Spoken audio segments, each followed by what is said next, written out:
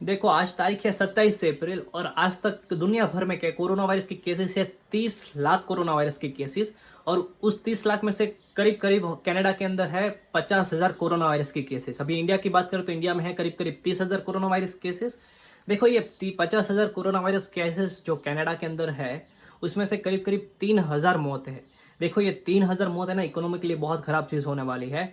और ये सबके लिए खराब होने वाला है जो कनाडा में आ रहे हैं, नए जॉब ढूंढ रहे हैं। और कैसे होने वाली उसके लिए हम लोगों को है ना थोड़ा इकोनॉमिक पॉइंट ऑफ व्यू भी देखना पड़ेगा, जो हम लोग आगे इस वीडियो में डिस्कस करेंगे।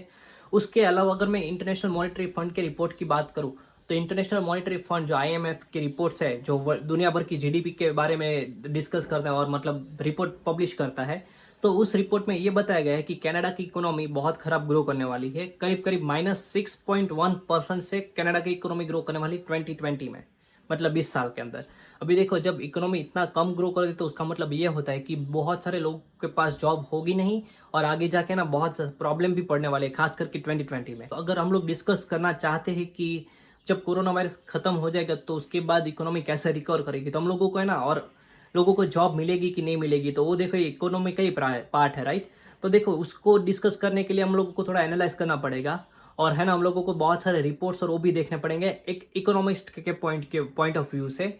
और उसके साथ साथ है ना हम लोगों को जियोपॉलिटिकल व्यू भी देखना पड़ेगा, ठीक है। तो let's go to my computer. तो एनालाइज करने से पहले ना हम लोग वापस एक बार डेटा को देख लेते हैं। देखो अभी वर्ल्ड में है ना करीब करीब 30,50,000 कोरोना वायरस के केसेस है अप्रैल 27 को। तो उसमें से अगर हम लोग स्पेसिफिकली कनाडा के ऊपर फोकस करते हैं तो कनाडा में है 2,704 कोरोना वायरस के मौत है। और उसमें से टोटल केसेस जो पाए गए वो है 48,000, करीब करीब 50,000। अब देख लो ना राउंड फिगर करके, ठीक है। तो देखो वो भी 2,700 ना, ये बहुत इंपॉर्टेंट नंबर है क्योंकि ना देखो ये 2,007 से लोग कनाडा में अचानक एक साथ गायब हो गए। तो देखो इनका कभी कंजप्शन भी कम हो जाएगा। फॉर एग्जांपल ये 2,700 लोग हैं, दूध लेने भी जाते होंगे या तो फिर कुछ ना कुछ चीज़ें खरीदते होंगे, कहीं ना कहीं पैसे देते होंगे, राइट। तो ये जब भी है ना किसी भी चीज़ का पेमेंट करते तो कहीं ना किसी को तो है ना वेज होता है, मतलब किसी ना किसी को एम्प्लॉयमेंट मिलती है और इनके पैसों से ना इकोनॉमी भी चलती है, राइट। तो इनका भी एक बहुत बड़ा कंट्रीब्यूशन होता है इकोनॉमी के अंदर। जब अचानक से इतने सारे मौत हो जाते तो कहीं ना जब कंजप्शन कम हो जाएगी, और जब कंजप्शन कम हो जाएगी तो मतलब जॉब लॉस में भी इफेक्ट देखने को मिलेगा और जॉब वेजेस में भी इफेक्ट देखने को मिलेगा। तो ये सब चीज़ को है ना देखते हुए एक बहुत इंपॉर्टेंट रिपोर्ट पब्लिश होता है वर्ल्ड बैंक के द्वारा, जो है ना इमिग्रेशन के ऊपर फोकस करता है। तो ये इस रिपोर्ट में ये बताते हैं कि कहीं ना कहीं इमिग्रेशन के ऊपर क्या फोकस होगा, मतलब इसके बाद प्रेडिक्शन क्या क्या हो सकता है, मतलब इमिग्रेशन के साथ क्या क्या हो सकता है पूरे साल के अंदर। तो ये बहुत इंपॉर्टेंट रिपोर्ट है। मैं कोशिश करूंगा कि आपको ये रिपोर्ट की लिंक नीचे दे दूंगा, और अगर आप चाहो तो गूगल पे भी सर्च कर सकते हो, ठीक है। आपको आसानी से मिल जाएगा। तो देखो इसमें इस रिपोर्ट में एक बहुत इंपॉर्टेंट कट आउट मैंने आपको यहाँ पे लगा रखा है। तो इसकी सबसे पहली लाइन में अगर हम लोग फोकस करते तो उसकी सबसे पहली लाइन में ये बोला है कि कहीं ना कहीं कोविड-19 का जो इफेक्ट रहने वाला है, मतलब पूरे वर्ल्ड ग्लोबल इकोनॉमी में इफेक्ट रहने वो बहुत लंबा रहने वाला है। फॉर एग्जांपल मैंने आपको बताया ना -6.1% से इकोनॉमी ग्रो करने वाली है। तो कनाडा के अंदर तो ये बहुत प्रॉब्लमेटिक करने वाला है, लेकिन है ना पूरी दुनिया में भी इसका इफेक्ट देखने को मिलेगा। और अगर हम लोग स्पेसिफिकली इमिग्रेंट्स के ऊपर हम लोग देखें तो इन लोगों ने ये बोला है कि कहीं ना कहीं है ना ये जॉब लॉस में भी इफेक्ट देखने को मिलेगी। और फिर वेज का मतलब ये होता है कि कहीं किसी को जॉब मिल भी गई तो उसमें उसको पेमेंट थोड़ा कम मिलेगा, और उसको है ना हेल्थ इंश्योरेंस वगैरह का भी प्रॉब्लम होगा। क्योंकि ऑब्वियस की बात है, राइट, कि जो कैनेडियन गवर्नमेंट है वो कैनेडियन को पहले प्रेफरेंस देगी एज कम्पेयर टू इमिग्रेंट। तो उसके अलावा है ना यहाँ पर इस रिपोर्ट में इन लोगों ने दो बहुत इंपॉर्टेंट टर्म्स बोले हैं, और इन लोगों ने दो इंपॉर्टेंट चीज़ों के बारे में बहुत अच्छा प्रेडिक्शन दिया है। तो वो दो टर्म्स है रेसिज्म और जेनोफोबिया। अभी आपको रेसिज्म तो पता ही होगा, तो मैं ना जेनोफोबिया को एक बार आपको मैं समझा देता हूँ कि जेनोफोबिया क्या होता है। देखो जेनोफोबिया का मतलब ये होता है कि किसी भी चीज़ या तो किसी भी इंसान के लिए अपने दिमाग में मतलब हेट के बारे में ना इंट्रोड्यूस करना, मतलब हेट बना लेना।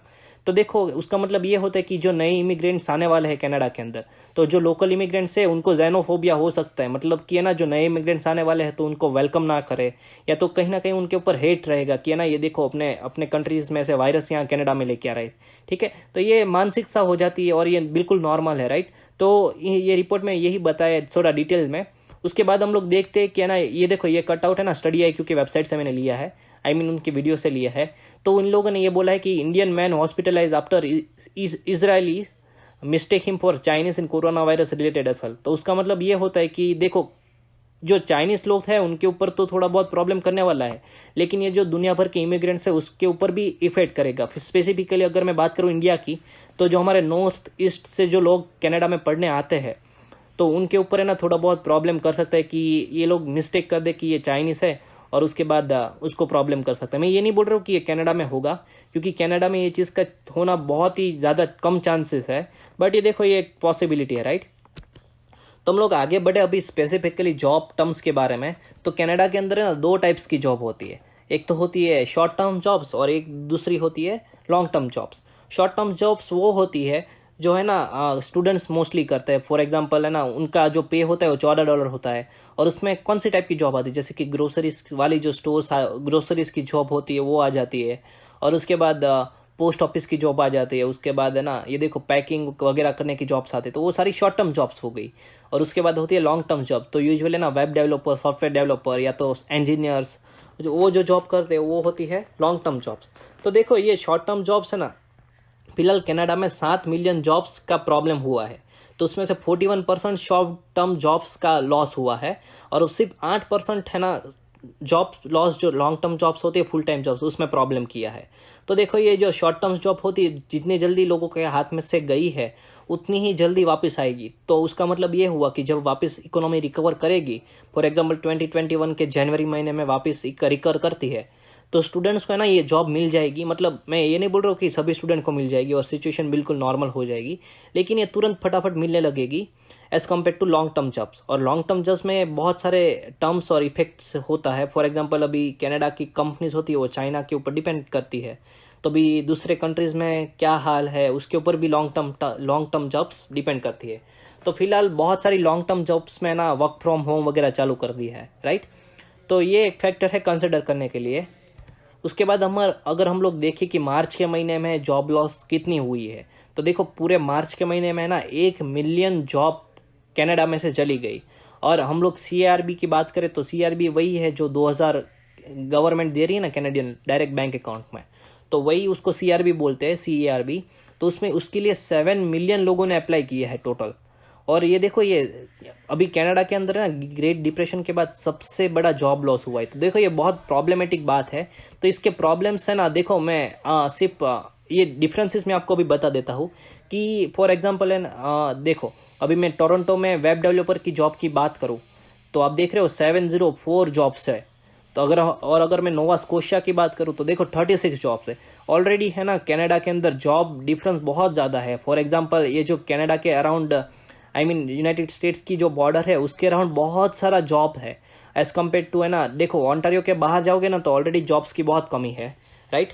तो अभी आप सोच लो, आप आइडिया लगा लो कि अभी इतनी ज़्यादा डिफरेंस है जॉब के अंदर, तो फिर अभी जब जॉब लॉस हो रहा है तो अभी आप सोच लो कि जॉब मिलेगा कि नहीं मिलेगा, राइट। क्योंकि जब वापस रिकवर करेगी तो ऑब्वियसली बात है कि जो एम्प्लॉयर होता है, एम्प्लॉयर मतलब जो काम देता है, वो प्रीफर करेगा कि कनाडा के लोगों को तुरंत जॉब मिल जाए और जिसके पास एक्सपीरियंस है उसको पहले जॉब मिले एज़ कम्पेयर टू जो नया आने वाला है, राइट। सो ये थोड़ा सा एक एनालाइज था, सोचा कि आपको काम आएगा। देखो अभी मैं PR एप्लीकेंट्स की बात करूँ तो उनके लिए तो बहुत बड़ा प्रॉब्लम होने वाला है, क्योंकि उसका एक बहुत बड़ा रीज़न है LMIA रिक्वायरमेंट्स। तो LMI में बेसिकली होता क्या है कि है ना, जो एम्प्लॉयर होता है तो उसको LMI अप्रूवल लेना पड़ता है। तो उसमें उन लोगों को ये बोलते हैं कि आप कभी फॉरेन वर्कर्स को हायर कर सकते हो, तभी आप हायर कर सकते हो जब कनाडा में आपको है ना उस टाइप का फॉरेन वर्कर नहीं मिल रहा है, या तो है ना वो जॉब पोजीशन फिल नहीं हो रही है लोकल मार्केट में से। तो देखो अभी ऑलरेडी इतने सारे जॉब लॉस हो रहे हैं, तो उसमें अभी LMI जो अप्रूवल है, आई पर्सनली फील किया ना उसमें बहुत बड़ा डिस्टर्बेंस होने वाला है, क्योंकि ना अभी ऑलरेडी इतने सारे कैनेडियंस जॉब उनके पास जॉब्स नहीं है। तो ऑब्वियसली बात है कि है ना LMI जो कैनेडियन गवर्नमेंट है वो चाहेगी कि पहले उन लोगों को जॉब्स मिले जो ऑलरेडी कनाडा में है और मतलब बेसिक लोकल कैनेडियन है, राइट।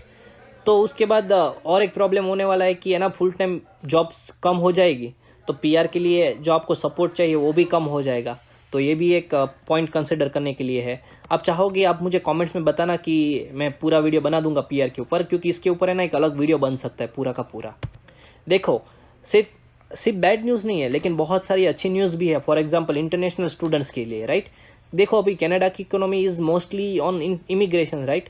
तो उसका मतलब ये हुआ कि कनाडा चाहेगी कि अगले 1-2 साल के अंदर है ना बहुत सारे इमिग्रेंट्स कनाडा के अंदर आए, और क्या, ताकि है ना डिमांड क्रिएट होगी, राइट। और जब डिमांड क्रिएट होगी तभी मतलब इकोनॉमी वापस ट्रैक पे आ जाएगी। तो देखो उसके लिए ना कैनेडियन गवर्नमेंट ने क्या क्या बहुत सारे इंपॉर्टेंट स्टेप्स भी लिए हैं, ताकि है ना ये देखो जैसे कि है ना कॉलेजेस वगैरह है कनाडा के अंदर, तो वो है ना अभी इंटरनेशनल स्टूडेंट्स को ज़्यादा एडमिशन देने वाली है। और पॉसिबिलिटी ये भी है कि एडमिशन का जो वीज़ा का है वो भी सिमलेस हो जाएगा, मतलब कोई प्रॉब्लम नहीं होगा और आसानी से सब लोगों को वीज़ा अप्रूवल भी मिलेगा। और एक इम्पोर्टेंट न्यूज़ ये भी है कि कनाडा की जो गवर्नमेंट है वो स्पेशली 76,000 जॉब्स क्रिएट कर रही है सिर्फ स्टूडेंट्स के लिए।